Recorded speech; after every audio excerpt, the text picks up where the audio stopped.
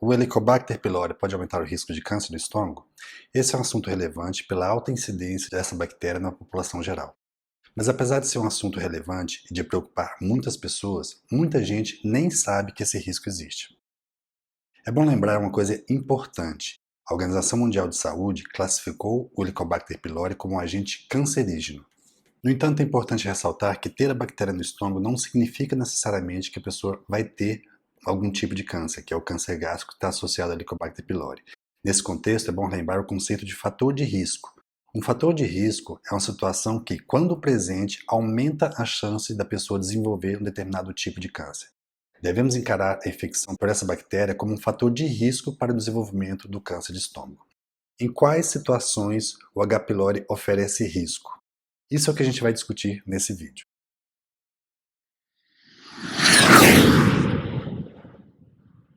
Meu nome é Rogério Leite, eu sou oncologista e luto por uma vida sem câncer. E para começar, a gente vai entender o que é o H. pylori. O H. pylori é uma bactéria que se aloja no estômago ou no intestino, onde vai prejudicar a barreira protetora que estimula a inflamação, podendo ocasionar sintomas como dor e queimação abdominal. Além disso, a infecção por essa bactéria é considerada a principal causa de gastrite crônica ativa e realiza um papel muito importante na úlcera péptica, bem como na origem do câncer de estômago. A estimativa é de que mais de 50% da população mundial possui o estômago colonizado por essa bactéria. E essa bactéria tem uma grande capacidade de sobreviver no estômago num meio muito ácido, com pH inferior a 4. A acidez do estômago é um dos mecanismos de defesa do nosso organismo contra bactérias que são ingeridas junto com alimentos. Poucos são os seres vivos que conseguem sobreviver em um ambiente com pH tão baixo. É importante lembrar que cada pessoa responde de forma individualizada à infecção pelo H. pylori. E muitas pessoas são totalmente assintomáticas, nem sabem que tem essa bactéria no estômago. Inclusive, acredita-se também que um dos fatores importantes para a reinfecção pelo H. pylori seja justamente a falta de acidez gástrica adequada. Quando a pessoa tem mais de 40 anos de idade, justamente quando se começa a aumentar a incidência pelo câncer do estômago, é quando há uma redução da produção de ácido pelo estômago. Então, um dos fatores que favoreceria o crescimento dessa bactéria seria justamente a falta de uma acidez adequada no estômago. Existem dois mecanismos pelos quais a infecção do H. pylori pode desenvolver um câncer de estômago, por meio de efeitos diretos ou através dos efeitos indiretos causados pelo processo inflamatório. A infecção pelo Helicobacter pylori, quando não tratada, pode levar a uma gastrite crônica, a úlcera péptica e ao surgimento de câncer.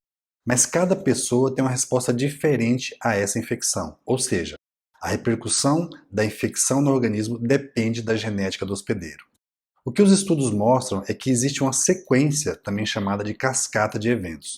A sequência de infecção pelo H. pylori é gastrite crônica, levando à atrofia glandular, que leva à metaplasia intestinal, que leva à displasia e, finalmente, ao câncer de estômago.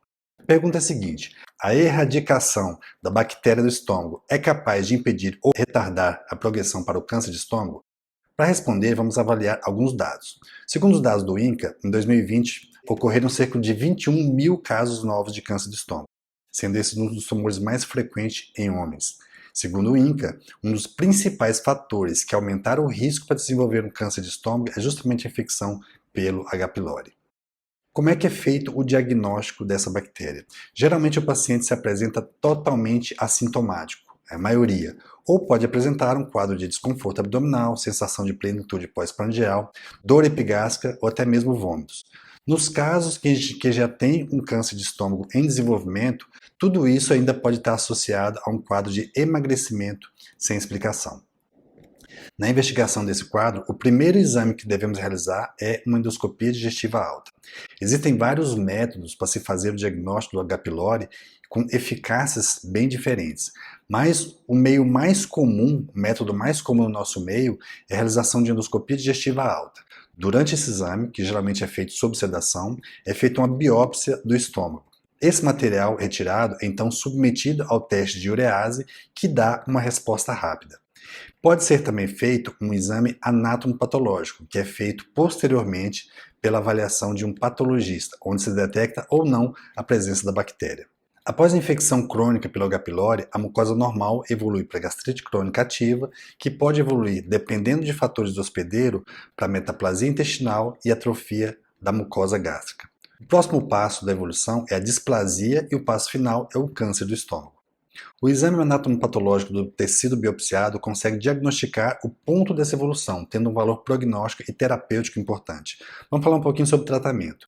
O tratamento clínico padrão para a infecção por H. pylori geralmente é a combinação de 2 antibióticos, amoxicilina e claritromicina, com inibidor de bomba de prótons, que é o omeprazol, lansoprazol ou pantoprazol.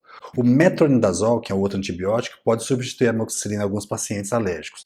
Existem outras combinações de antibióticos que podem ser usados, principalmente em casos de resistência a esses antibióticos, ou algum tipo de alergia. A erradicação dessa bactéria tem importância não apenas epidemiológica, como também é responsável por regressões de linfoma malte, que é um tipo específico de câncer do sistema linfático da mucosa do estômago. A maioria das pessoas infectadas pelo H. pylori permanecem assintomáticas, ou seja, não sentem absolutamente nada. Mas 10 a 20% vão desenvolver úlcera péptica e 1% dos casos vão evoluir para o câncer de estômago. Qual que é a conclusão desse conteúdo de hoje? O H. pylori é uma bactéria muito frequente na população geral. O tratamento é importante porque a infecção persistente, em alguns casos, não em todos, em alguns casos, pode levar ao desenvolvimento de um câncer de estômago. A grande maioria das pessoas tem a bactéria, mas é assintomática. Por isso, é importante a realização de endoscopia digestiva alta, que é um exame feito geralmente sobre sedação. Através da endoscopia, a gente pode fazer o diagnóstico da presença da bactéria, a existência ou não de gastrite, ou até mesmo da presença de um câncer em estágio inicial. Eu quero deixar uma pergunta para você nesse momento. Existe outro meio de tratar o Helicobacter pylori sem o uso de antibióticos e várias associações de antibióticos de amplo espectro? Nós vamos discutir esse assunto em um outro conteúdo, em um outro vídeo. Se você tem ainda dúvidas relacionadas a esse assunto, você pode marcar uma consulta, tanto presencial quanto por telemedicina, e um link que eu vou deixar aqui embaixo. Ou você pode entrar na nossa plataforma de cursos e ter acesso ao conteúdo completo sobre câncer de estômago.